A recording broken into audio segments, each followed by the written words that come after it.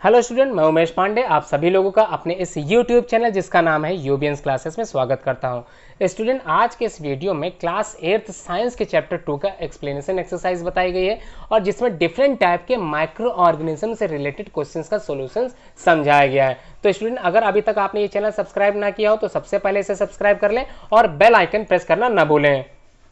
Now let's start the chapter 2, that is microorganism friend of foe. Now student, the question number 1 में क्या आप लोगों को लिखना है सबसे पहले समझ लेते हैं। फिल इन द ब्लैंक्स आप लोगों को लिखनी है। तो क्वेश्चन नंबर 1 के ए पार्ट में पूछा क्या गया है आइए जानते हैं। पूछा गया है micro organism can be seen with the help of dash. तो यहाँ पर समझ में ये आ रहा है कि माइक्रो ऑर्गेनिज्म जो होते हैं उनको हम देख सकते हैं विद द हेल्प ऑफ, किस चीज़ की सहायता से उनको देखा जा सकता है। तो जैसा कि नाम से लग रहा है माइक्रो ऑर्गेनिज्म, कैसे ऑर्गेनिज्म है? माइक्रो है। माइक्रो का मतलब जैसे सूक्ष्म जीव, तो सूक्ष्म मतलब बहुत ही माइक्रो ऑर्गेनिज्म होते हैं जिनको हम माइक्रोस्कोप की सहायता से आसानी से देख सकते हैं। तो आंसर आप लोगों को क्लियर समझ में आ गया होगा कि micro organism can be seen with the help of a microscope. Student, समझ में आ गया कि माइक्रोस्कोप एक मशीन होती है। कई तरह के डिफरेंट टाइप्स के माइक्रोस्कोप आपके स्कूल्स में भी होंगे। सच टाइप ऑफ माइक्रोस्कोप्स कौन कौन से होते हैं? Simple microscope, compound microscope and electron microscope. ये तो बात थी माइक्रोस्कोप की। अब बात करते हैं क्वेश्चन नंबर फर्स्ट का बी में क्या पूछा है? Blue green algae, these are the common example of algae. तो ब्लू ग्रीन एल्गी फिक्स करते हैं, क्या चीज फिक्स करके रखते हैं? Directly from air to enhance fertility of soil. मतलब सॉइल की फर्टिलिटी को बढ़ाने में किस चीज को फिक्स करके रखते हैं? तो जाहिर सी बात है किसी न किसी चीज को फिक्स कर रखते होंगे और वो फिक्स करने वाली चीज हमको कहाँ मिलती होगी? मिट्टी के अंदर। इसका मतलब पेड़ पौधे उस चीज को एब्जॉर्व करते होंगे जो डायरेक्टली वो एब्जॉर्व नहीं कर पाते होंगे। तो कौन सी गैस है जो हमारे एटमॉस्फेयर में सबसे ज्यादा परसेंटेज में पाई जाती है? उसका नाम है 78% नाइट्रोजन। तो नाइट्रोजन को कुछ ब्लू ग्रीन एल्गी या फिर ये कह सकते हैं कुछ सम काइंड ऑफ बैक्टीरिया जो मिट्टी के अंदर होते हैं और क्या करते हैं? फिक्स करते हैं नाइट्रोजन गैस को, क्योंकि पेड़ पौधे डायरेक्टली नाइट्रोजन को कंज्यूम या ऑब्जर्व नहीं कर पाते हैं। अब बात करेंगे फर्स्ट का सी में कहा गया जो एल्कोहल होती है is produce with the help of dash. मतलब जो एल्कोहल है उसको प्रोड्यूस किया जाता है किस चीज की सहायता से? तो किस चीज की सहायता से एल्कोहल का निर्माण होता है? तो आप लोगों को पता होगा कि सम ऑफ द माइक्रो ऑर्गेनिज्म जो हमारे लिए मित्र है उनकी ही वजह से आज ये एल्कोहल बनाई जाती है। तो अब बात करते हैं डी वाले क्वेश्चंस की। तो फर्स्ट का डी में पूछा गया है cholera is a disease bye, या फिर कॉलरा इज कॉज्ड बाय। तो किसके द्वारा कॉलरा होता है? तो कॉलरा होता किसके द्वारा है? क्योंकि हमको पता है कि these are the common example of waterborne disease. तो अब ये होता किसके द्वारा है? ये होता है बैक्टीरिया के द्वारा। अब अगर बात करेंगे इन्फ्लुएंजा और रेबीज, ये सारे डिजीजेस हैं कैसी? Viral disease. जैसे आप लोगों ने अभी हाल ही में कोरोना डिजीज को लेकर कई तरह की जानकारी इकट्ठा की होगी, तो आप लोगों को पता होगा corona is a viral disease जिसका नाम है कोविड-19। तो स्टूडेंट, समझ में आ गया कि कॉलरा जो होता है वो बैक्टीरिया से होने वाली डिजीज है और जो पोलियो वैक्सीन की दवा पिलाई जाती है पोलियो को रोकने के लिए, वो किससे होने वाला डिजीज था? Viral disease. अब बात करेंगे क्वेश्चन नंबर 2 की। तो 2 में क्या पूछा गया है? Tick the correct answer. मतलब मल्टीपल चॉइस क्वेश्चन आपके सामने होंगे, उसके 4 ऑप्शन होंगे, कोई एक ऑप्शन उसमें से सही होगा। तो आइए जानते हैं कि क्वेश्चन में क्या पूछा गया। क्वेश्चन फर्स्ट में या सेकंड के ए में पूछा गया है ईस्ट। आप लोगों को पता ही होगा कि ईस्ट जो है is also common example of micro organism और ये यूज किया जाता है इन द प्रोडक्शन ऑफ, किस चीज के प्रोडक्शन में? अभी आपने बात की थी एल्कोहल बनाने की। तो एल्कोहल जो होता है वो फर्मेंटेशन के प्रोसेस के बाद एल्कोहल तैयार होती है जिसमें ईस्ट की सहायता ली जाती है। तो स्टूडेंट, क्लियर हो गया फर्स्ट क्वेश्चन का जो आंसर था उसमें क्या आप लोग लगाओगे? एल्कोहल लगाओगे। बात करते हैं फर्स्ट के सेकंड के बी की। The following is an antibiotic. तो इनमें से कौन सा एंटीबायोटिक है? एंटीबायोटिक समझ लेते हैं ऐसी क्रीम या फिर ऐसी दवा जो एंटीबैक्टीरियल की तरह काम करे। मतलब बैक्टीरिया से होने वाले डिजीज पर ये अपना इफेक्ट डालती है, मतलब उस पर रोक लगाती है, तो उसे बोलते हैं एंटीबायोटिक क्रीम। तो एंटीबायोटिक फिलहाल पूछा जा रहा है, तो कौन सी इनमें 4 ऑप्शन है? 4 ऑप्शन में कौन सी एंटीबायोटिक क्रीम है? तो समझ लेते हैं, चारों ऑप्शन पढ़ लेते हैं और जान लेते हैं कौन सा ऑप्शन ज्यादा सही होगा। आप लोगों को पता है यीस्ट क्या है? एक माइक्रो ऑर्गेनिज्म है। तो micro organism is not a common example of antibiotic. ये तो ऑर्गेनिज्म है बात करते हैं अल्कोहल की, अल्कोहल बिल्कुल एंटीबायोटिक नहीं होता। बात करते हैं सोडियम बाइकार्बोनेट की, तो सोडियम बाइकार्बोनेट नहीं, और लास्ट में दे रखा है या फिर सेकंड पार्ट में दे रखा है स्ट्रेप्टोमाइसिन। तो स्ट्रेप्टोमाइसिन एक दवा होती है जो एज ए एंटीबायोटिक यूज की जाती है। बात करते हैं सी वाले की, जिसमें पूछा गया है carrier of malaria causing protozoan is. तो कैरियर का मतलब ऐसी चीज बतानी है आपको, ऐसा प्रोटोजोवन का नाम बताना है जो मलेरिया डिजीज को फैलाता हो। तो अभी आप लोगों ने इतना जानकारी की होगी कि जो मलेरिया डिजीज है वो बेसिकली किसके द्वारा होती है, मच्छरों के द्वारा। अब उसमें कौन सा मच्छर जो होता है वो डिजीज कॉज करता है मलेरिया की, तो उसका नाम है फीमेल एनाफिलीज मॉस्किटो। स्टूडेंट आप लोगों को समझ में आ गया होगा कि फीमेल एनाफिलीज मॉस्किटो ही कॉज करता है मलेरिया डिजीज। तो अब बात करते हैं डी वाले क्वेश्चंस की। The most common carrier of the communicable disease.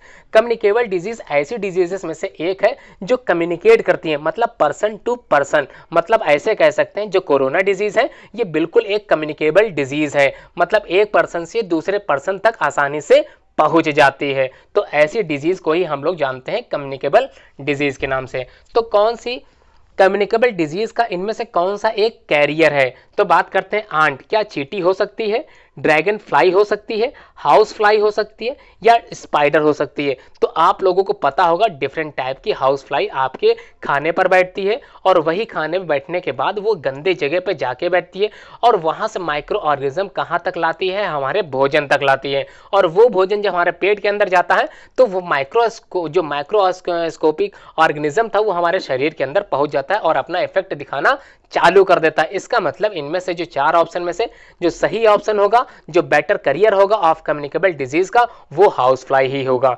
बात करते हैं ई क्वेश्चन की। ई क्वेश्चन में कहा गया द ब्रेड ऑफ इडली, मतलब इडली बनाते समय जो डॉट राइस बिकॉज ऑफ, जो इडली है हमने तैयार की थी वो डॉफ कैसे हो जाती है, राइजेस बिकॉज कैसे वो फूल जाती है। तो हमको पता है जब हम इडली बना रहे थे तो हमने इडली में कुछ चीज़ मिलाई थी जिसकी वजह से कि वो फूल गई थी। फूल का मतलब ये होता है आप लोग जब भटूरा बना रहे थे तो कोई चीज़ आपने मिलाई थी जिसकी वजह से वो भटूरा धीरे धीरे फूलने लगा था, या फिर भटूरे का जो आटा आपने बनाया था वो फूलने लगा था। तो क्या समझ में आया कैसे आपकी इडली फूल गई थी? तो इडली फूलने का जो प्रोसेस थी वो कैसे हो रही थी, आपने जब उसमें ईस्ट सेल मिलाया था। ईस्ट क्या होता है स्टूडेंट? ईस्ट एक माइक्रो ऑर्गेनिज्म होता है। जब इसको आपने अपनी इडली में इसको ऐड किया था, या फिर जब भटूरा बना रहे थे भटूरे के आटे में आपने इसमें ऐड किया था, तो उसके बाद ईस्ट सेल आपस में मल्टीप्लिकेशन करना स्टार्ट कर देता है, और मल्टीप्लिकेशन के बाद जब माइक्रो ऑर्गेनिज्म एक से ज़्यादा हो जाते हैं तो आटा क्या होता है, फूलने लगता है। इडली क्या होती है, फूल जाती है, जो इसकी वजह बन जाती है। तो यहाँ पर सिंपल आंसर आप लोगों को क्लियर हो गया होगा, the growth of yeast cell. तो आंसर क्या है स्टार्टिंग से समझ लेते हैं। द ब्रेड और इडली, जो ब्रेड होती है या इडली होती है, ब्रेड आप लोग समझ रहे हैं आपके घरों में आती होगी उसकी बात कर रहे हैं, या फिर इडली का है, ये डॉफ हो जाती है, राइजेस बिकॉज फूल जाती है। तो या फिर कह सकते हैं इसका जब हम आटा तैयार कर रहे होते हैं, लुगदी तैयार कर रहे होते हैं, तो ये एक तरह से फट जाती है। तो ये फटती क्यों है? क्योंकि the growth of yeast cell multiplication start कर देते हैं, ये इसका सिंपल सा रीजन है। बात करते हैं सेकंड के एफ की। The process of conversion of sugar into alcohol is, मतलब एक प्रोसेस होती है जिसमें शुगर जो है वो कन्वर्ट हो जाती है अल्कोहल में। तो स्टूडेंट कौन सी प्रोसेस होती है कि अल्कोहल बनाने की जो प्रोसेस होती है उसको हम लोग बोलते हैं फर्मेंटेशन। तो फर्मेंटेशन एक प्रोसेस होती है by which the conversion of sugar into alcohol. तो स्टूडेंट फर्स्ट सेकंड के A B C D E F तक के सारे ऑप्शन आप लोगों को क्लियरली समझ में आ गया होगा। अगर इसमें कोई भी डाउट है अगर आपको, तो आप कमेंट बॉक्स में कमेंट करके पूछ भी सकते हैं। बात करते हैं क्वेश्चन नंबर 3 की। तो सारे आंसर्स आप लोगों को यहाँ दिखे मिल गए होंगे। अब बात करेंगे क्वेश्चन नंबर 3 में। आइए जानते हैं क्वेश्चन नंबर 3 में मैच द फॉलोइंग कॉलम्स है, जिसमें आपके सामने एक कॉलम ए दे रखा होगा और कॉलम बी या फिर कॉलम 2 दे रखा होगा। कॉलम 1 में कितने क्वेश्चन है देख लेते हैं, 1 2 3 4 5 6, लेकिन जो ऑप्शन आप लोग देख रहे होंगे 1 2 3 4 5 6 7, इसका मतलब स्टूडेंट एक ऑप्शन यहाँ पर एक्स्ट्रा दे दिया गया है। तो आप लोगों को मेहनत थोड़ी सी ज़्यादा करनी है। तो आइए बात करते हैं सबसे पहले ऑप्शन की। तो फर्स्ट ऑप्शन में कहा गया है कि बैक्टीरिया। तो बैक्टीरिया की अगर बात करेंगे तो बैक्टीरिया अभी आपने अपने इस एक्सरसाइज में समझा था कि कॉलरा एक डिजीज होती है। जो डिजीज कॉलरा होती है मेनली कॉज बाय बैक्टीरिया। तो आप लोगों को आंसर मिल गया होगा स्टूडेंट। तो क्या है, कॉजिंग कॉलरा। बात करते हैं नेक्स्ट राइजोबियम। तो क्लास 6 में आप लोगों ने राइजोबियम के बारे में पढ़ा होगा, क्लास 7th में भी इसके बारे में कहीं डिस्कस हुआ होगा। तो राइजोबियम करता क्या है, नाइट्रोजन को फिक्स कर देता है सॉइल में। और राइजोबियम बेसिकली जो है वो लेग्यूमिनस प्लांट की जड़ों में पाया जाता है और नाइट्रोजन को क्या करता है, फिक्सेशन के लिए वर्क करता है। तो अब आप लोगों को आंसर मिल गया होगा कि नाइट्रोजन फिक्सिंग नाइट्रोजन, तो मिल गया राइजोबियम फिक्सिंग नाइट्रोजन। बात करते हैं लैक्टोबैसिलस। लैक्टोबैसिलस क्या होता है, एक माइक्रो ऑर्गेनिज्म होता है, या फिर ऐसे कह दें कि जो कर्ड हम लोग खाते हैं, दही हम लोग खाते हैं, वो इसी की वजह से ही खा पाते हैं।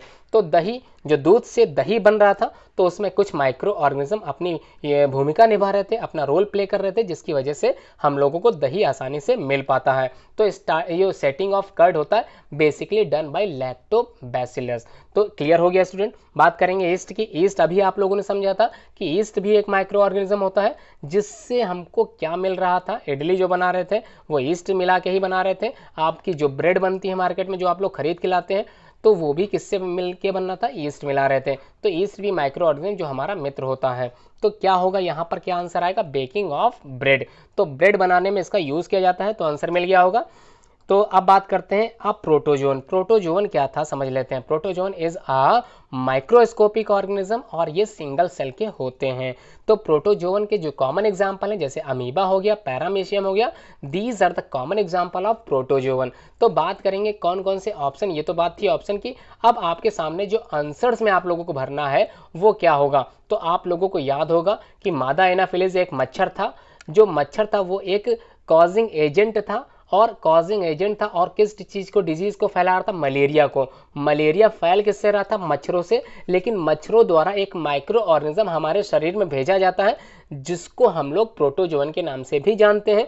अब बात करते हैं वो जो प्रोटोजोन होता है उसको हम लोग किस नाम से जानते हैं। क्या होगा स्टूडेंट यहाँ पर मलेरिया, कॉजिंग मलेरिया। तो इसका आंसर जो होगा यहाँ पर ऑप्शन नहीं, इसमें सिर्फ इतना समझना है कि जो प्रोटोजोवन है जिसकी वजह से क्या चीज फैलती है, कॉजिंग मलेरिया। आंसर मिल गया आप लोगों को। अब बात करते हैं लास्ट ऑप्शन की, अब वायरस। तो वायरस कौन सा इसमें से, these of the following option, इन सारे ऑप्शंस में आप लोगों को एक ऑप्शन ऐसा मिल रहा होगा जो वायरस के द्वारा फैलता है। तो यहाँ पर कॉजिंग एड्स, तो एड्स का फुल फॉर्म समझ लेते हैं, एक्वायर्ड एमिनो डिफिशियंसी सिंड्रोम। ये कॉमन एग्जाम्पल है किस टाइप की डिजीज का, वायरल डिजीज का। तो वायरस से ही फैलती है। अब बात करेंगे क्वेश्चन नंबर 4 की। 4 में कहा गया है can micro organism be seen with the necked eyes. क्या माइक्रो ऑर्गेनिज्म को हम लोग अपनी आंखों से देख सकते हैं, अगर नहीं तो कैसे इनको देखा जा सकता है, if not how can they be seen, कैसे देख सकते हैं। तो अब बात करते हैं सबसे पहले वाले क्वेश्चन की, जो इतने पार्ट में कहा गया है। इसमें कहा गया can micro organism be seen with the necked eyes. तो ये बिल्कुल नहीं हो सकता कि माइक्रो ऑर्गेनिज्म को हम अपनी आंखों से देख सकें। तो यहाँ पर आंसर क्या लिखेंगे आप लोग, no, micro organism can not be seen by naked eyes as they are very small. कैसे होते हैं, बहुत ही छोटे होते हैं, इसलिए इनको आसानी से देखा नहीं जा सकता। आर कॉल्ड माइक्रोब्स, इसी वजह से इनको हम लोग माइक्रोब्स भी कहते हैं। तो can be seen with the help of microscope. Student समझ में आ गया, माइक्रोस्कोप की सहायता से ही हम लोग माइक्रो ऑर्गेनिज्म को आसानी से देख सकते हैं। बात करते हैं क्वेश्चन नंबर 5 की। 5 में पूछा गया what are the major groups of micro organism. कैसे कैसे होते हैं ऑर्गेनिज्म के, माइक्रो ऑर्गेनिज्म के ग्रुप्स, किन ग्रुप से मिलकर माइक्रो ऑर्गेनिज्म पूरा फिल होता है, या फिर ये कह लें कि how many types of micro organism होते हैं। तो micro organism can be classified into 4 major groups. कौन कौन से ग्रुप्स होते हैं, एक ग्रुप होता है bacteria, fungi, protozoa and some common algae. बात करेंगे वायरस क्यों नहीं इसमें आते हैं। तो स्टूडेंट अगर आप लोग चाहो तो इसमें वायरस लिख सकते हो, लेकिन एक चीज समझ लेते हैं कि वायरस को माइक्रो ऑर्गेनिज्म तो हम लोग समझते हैं, लेकिन जो वायरस होता है बेसिकली ये एक नॉन लिविंग और लिविंग के बीच की कड़ी होता है, मतलब connecting link between living and non living. अब समझते हैं ऐसा क्यों इसको कहा जाता है कि ये लिविंग भी है और नॉन लिविंग भी है। तो समझते हैं, सबसे पहले ये जान लेते हैं जो वायरस होता है, जो वायरस का मूल पार्टिकल होता है, मेन पार्टिकल होता है, वो नॉन लिविंग होता है। लेकिन जैसे ही ये किसी लिविंग ऑर्गेनिज्म के सेल्स के अंदर जाता है, तुरंत ये लिविंग फॉर्म में आ जाता है और मल्टीप्लिकेशन स्टार्ट कर देता है। तो आप लोग समझ गए होंगे कि जो कोविड-19, जो कोरोना वायरस का जो कोविड-19 वायरस है, वो एक शरीर से दूसरे शरीर में जब जाता है तो मल्टीप्लिकेशन स्टार्ट कर देता है, और वो वायरस क्या होता है, हमारे शरीर के विभिन्न अंगों को धीरे धीरे इफेक्ट करना चालू कर देता है, जिसकी वजह से हमारे शरीर के कई अंग काम करना बंद कर देते हैं। तो स्टूडेंट आप लोग समझ गए होंगे कि इसका आंसर आप लोगों को क्या लिखना है। बात करते हैं क्वेश्चन नंबर 6 की। 6 में पूछा गया name the micro organism which can fix atmospheric nitrogen in the soil. तो आप लोगों ने कई बार ये पढ़ लिया है, एक्सप्लेनेशन वीडियो में भी आप लोगों ने समझा होगा कि नाइट्रोजन फिक्सेशन बैक्टीरिया या नाइट्रोजन फिक्सेशन माइक्रो ऑर्गेनिज्म कौन कौन से थे और ये कैसे फिक्स करते हैं। तो आइए बात करते हैं। बैक्टीरिया सच एज राइजोबियम, तो राइजोबियम एक टाइप ऑफ बैक्टीरिया है and certain blue green algae, मतलब कुछ एल्गी भी पार्टिसिपेट करते हैं to fix the nitrogen in the soil. अब बात करेंगे ये कैसे फिक्स करते हैं। कैन फिक्स एटमॉस्फेरिक नाइट्रोजन, मतलब एटमॉस्फेरिक में जो नाइट्रोजन होती है 78% जो नाइट्रोजन होती है उसको फिक्स करने में ये सहायता करते हैं और कन्वर्ट कर देते हैं नाइट्रोजनस कंपाउंड में उस नाइट्रोजन को जो प्लांट आसानी से एब्जॉर्ब नहीं कर पा रहे थे एटमॉस्फेरिक नाइट्रोजन को, और जो यूज हो जाती है by the plant for the synthesis of plant proteins and other compound. मतलब जो नाइट्रोजन थी उसी से बेसिकली प्लांट क्या तैयार कर रहे हैं, प्रोटीन तैयार कर रहे हैं। तो स्टूडेंट आप लोगों को समझ में आ गया होगा कि जो प्लांट होते हैं उनके लिए नाइट्रोजन कितनी जरूरी है। अगर वो आसानी से नाइट्रोजन ना पा पाए तो वो लोग वैसे प्लांट इंसेक्टिवोरस प्लांट भी कभी कभी बन जाते हैं। तो आप लोगों ने क्लास 7th में इंसेक्टिवोरस प्लांट के बारे में पढ़ा होगा, आपको कई एग्जाम्पल याद होंगे। अगर याद है तो कमेंट बॉक्स में उसके एग्जाम्पल लिखना न भूलें। अब बात करेंगे क्वेश्चन नंबर 7 की। क्वेश्चन नंबर 7 में आप लोगों को 10 लाइन लिखनी है। क्या चीज, write 10 lines the usefulness of micro organism in our lives, मतलब हमारी जिंदगी में आप लोगों को माइक्रो ऑर्गेनिज्म के 10 यूजफुलनेस पॉइंट लिखने हैं। तो पहले बात करते हैं micro organism are too small to be seen through naked eyes, नहीं देखे जा सकते आंखों के द्वारा, however they are vital to plants and the environment. तो बात करते हैं इनकी इंपॉर्टेंस की। इंपॉर्टेंस क्यों है हमारे शरीर के लिए भी और हमारे जीवन में भी। तो they are used in wine making, मतलब जो शराब बनती है, जो वाइन तैयार होती है with the help of this micro organism. Baking, baking क्या चीज़ आप लोगों ने जानकारी की थी, जो ब्रेड आप लोग बना रहे थे या फिर ब्रेड जो बेकिंग से आ रही थी, आपके घरों तक आ रही थी, दुकानों तक पहुंच रही थी, with the help of some micro organism की वजह से ही वो ब्रेड आसानी से तैयार हो रही थी। बात करते हैं अचार की। पिकलिंग्स, जो अचार तैयार होते हैं वो भी इन्हीं की सहायता से ही बन पाते हैं अच्छे से। तो फूड मेकिंग प्रोसेसेस में इन सब का यूज़ किया जाता है, डिफरेंट टाइप के माइक्रो ऑर्गेनिज्म का यूज़ किया जाता है। सेकंड पॉइंट में अल्कोहलिक फर्मेंटेशन बाय यीस्ट, मतलब अल्कोहल बनाने में जो यीस्ट आप लोग यूज़ कर रहे हैं ये वही माइक्रो ऑर्गेनिज्म है जिससे ही आपका भटूरा और आपकी इडली फूल गई थी। थर्ड पॉइंट में अब बैक्टीरियम लैक्टोबैसिलस। स्टूडेंट लैक्टोबैसिलस आप लोगों को याद होगा कि जो दही आप लोग खाते हैं वो इसी लैक्टोबैसिलस माइक्रो ऑर्गेनिज्म की वजह से ही दूध से दही का कन्वर्जन हो पाता है। Next point, microbes are use to reduce pollution, मतलब कई तरह के माइक्रो ऑर्गेनिज्म होते हैं जो रिड्यूस करते हैं, किस चीज को रिड्यूस करते हैं, किस चीज को कम करते हैं, पॉल्यूशन को, मतलब प्रदूषण को रोकने के लिए कई माइक्रो ऑर्गेनिज्म यूजफुल होते हैं। Next point, they are used to increase the soil fertility, मतलब सॉइल की फर्टिलिटी को बढ़ाने में कई तरह के माइक्रो ऑर्गेनिज्म यूज होते हैं। अब ये करते क्या है, दे यूज या फिर दे fix atmospheric nitrogen into the soil. और आप लोगों ने अभी पिछली जो क्वेश्चन था उसमें इस बारे में कई जानकारियां इकट्ठा की थी। बात करते हैं नेक्स्ट पॉइंट की। नेक्स्ट पॉइंट में कहा गया है कि माइक्रोब जो होते हैं आर वेरी यूजफुल होते हैं in the preparing many medicine and antibiotic. आप लोगों ने एक एंटीबायोटिक्स याद भी की थी या समझी भी थी, मल्टीपल चॉइस क्वेश्चन में पूछा भी गया था कि streptomycin is a common antibiotic जो बनती है किसी माइक्रो ऑर्गेनिज्म के द्वारा। अब बात करते हैं last point, certain microbes are used in the biological treatment, मतलब कई तरह के जो वैक्सीन होती हैं, कोविड-19 की भी वैक्सीन तैयार की जा रही है। अब ये वैक्सीन तैयार की जाती है with the help of virus, मतलब जिस चीज का वायरस है उसी वायरस को लेके ही वैक्सीन हम लोग क्या करते हैं, तैयार करते हैं। बात करते हैं सीवेज एंड इंडस्ट्रियल इन्फ्लुएंस में भी इसका यूज किया जाता है। तो स्टूडेंट आप लोगों को ये आंसर समझ में आसानी से आ गया होगा। बात करेंगे क्वेश्चन नंबर 8 की। क्वेश्चन नंबर 8 में पूछा गया है, right a short paragraph on the harms cause by the micro organism, मतलब माइक्रो ऑर्गेनिज्म हमारे लिए दुश्मन भी हैं और साथ में कई तरह के दोस्त भी हैं, यूजफुल भी है इसका, और कहीं कहीं ये हार्म्स भी करते हैं। तो आइए बात करते हैं इनके हार्मफुल नेचर का। तो माइक्रो ऑर्गेनिज्म आर हार्मफुल होते हैं कई जगह पे in many ways. Some of the micro organism cause disease भी करते हैं, ह्यूमन बीइंग में भी करते हैं, प्लांट में भी करते हैं और एनिमल में भी करते हैं। तो कौन कौन सी डिजीजेस करते हैं आइए जानते हैं। Such diseases causing micro organism are called pathogens के द्वारा होती हैं। Some micro organism spoil food, food को खराब कर देते हैं, क्लोथ को खराब कर देते हैं मतलब कपड़ों को खराब कर देते हैं, और लेदर से बनी या फिर चमड़े की बनी जो सामान होते हैं, जो चीजें होती हैं, उनको भी ये आसानी से खराब कर सकते हैं। Some common diseases affecting humans are cholera, common cold, chicken pox and tuberculosis. And several microorganism not only cause disease in human but also in animals. इसका मतलब सम कॉमन एग्जाम्पल जिसकी वजह से हम लोगों को कई तरह की डिजीजेस का सामना करना पड़ता है, जिसमें से cholera, common cold, chicken pox, tuberculosis एक है। तो अब बात करते हैं, ये सारे कॉमन एग्जाम्पल हमारे शरीर में तो होते ही हैं और बाकी एनिमल्स में भी पाए जाते हैं।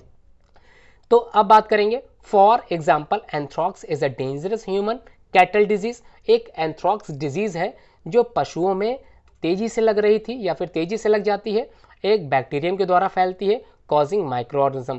प्लांट लाइक वीट मतलब गेहूं में, चावल में, पोटैटो आलू में, सुगर केन गन्नों में, ऑरेंज संतरों में, एप्पल मतलब सेबों में, कई तरह की यील्ड क्रॉप के माइक्रो ऑर्गेनिज्म के द्वारा हमारी फसल कई बार बर्बाद भी होती है और कई बार इनको जो है हम लोग आसानी से रोक भी नहीं सकते, क्योंकि पैथोजेंस होते हैं, वायरल डिजीजेस होती हैं, इनको आसानी से रोका नहीं जा सकता। तो इनके वैक्सीन तैयार करने पड़ते हैं और वैक्सीन बनाना बहुत आसान नहीं हो पाता कभी कभी। तो फिलहाल क्वेश्चन नंबर 9 की बात करते हैं। क्वेश्चन नंबर 9 में कहा गया कि what are the antibiotics. Antibiotics होते क्या है, what precautions must be taken while taking antibiotics. मतलब होते क्या है और कौन कौन से प्रिकॉशंस हमको लेने पड़ते हैं जब हमको एंटीबायोटिक्स की ज़रूरत पड़ती है। तो स्टूडेंट, एंटीबायोटिक्स ज़्यादा लेना और एंटीबायोटिक बहुत कम मात्रा में लेना या फिर एंटीबायोटिक्स का कभी यूज़ ही ना करना, ये थोड़ा सा हार्मफुल हो सकता है। बात करते हैं द मेडिसिन दैट किल और stop the growth of the disease. मतलब अगर आपको चोट लगी है, अगर आपको कोई डिजीज़ हुई है, तो डॉक्टर आपको प्रेस्क्राइब करेगा कि एंटीबायोटिक आप लोग लें, लेकिन एंटीबायोटिक ना लेने का हम लोगों को कई बार इफेक्ट पड़ जाता है। तो फिलहाल यहाँ पर कई तरह के मेडिसिन हैं जो किल करते हैं, डिस्ट्रॉय करते हैं हमारे शरीर के कई तरह के बैक्टीरिया या फिर कई तरह के माइक्रो ऑर्गेनिज्म को। तो causing micro organism called antibiotic कहलाते हैं। फॉर कॉमन एग्जांपल जो आपने पढ़ा था अभी, स्ट्रेप्टोमाइसिन। एक और एग्जांपल आप लोग याद कर लें, टेट्रासाइक्लिन। तो tetracycline and streptomycin, these are the common example of antibiotic. अब बात करेंगे, following precautions must be taken while taking antibiotics. मतलब कुछ चीज़ें आप लोगों को जानकारी होनी चाहिए जब आप एंटीबायोटिक्स का यूज़ कर रहे हो। तो antibiotics should be taken only on the advice of the qualified doctor. मतलब डॉक्टर की सलाह पे ही एंटीबायोटिक्स का यूज़ करें। 1 must finish the course prescribe by the doctor. सबसे पहले जो दी गई दवा है उसको पहले फिनिश कर लें, उसके बाद ही डॉक्टर से सलाह लें, तभी एंटीबायोटिक्स का ज़्यादा यूज़ करें। Antibiotic must be avoided when not needed in the wrong doses. मतलब ज़रूरी नहीं इसको आप अपने मन से खाएं, डॉक्टर की सलाह पर ही इसको खाएं और इसको ज़्यादा से ज़्यादा फिलहाल अवॉइड ही करें कि आपको एंटीबायोटिक्स लेना पड़े। स्टूडेंट, ये चैप्टर यहीं पर ही समाप्त हुआ। उम्मीद करता हूँ ये चैप्टर आप लोगों को समझ में आया होगा। आप लोग इसे लाइक ज़रूर करेंगे और शेयर कमेंट ज़रूर करें। स्टूडेंट, अगर आपने ये चैनल सब्सक्राइब ना किया हो, सबसे पहले इसे सब्सक्राइब कर लें और अपने दोस्तों से भी इस चैनल की लिंक को शेयर करें।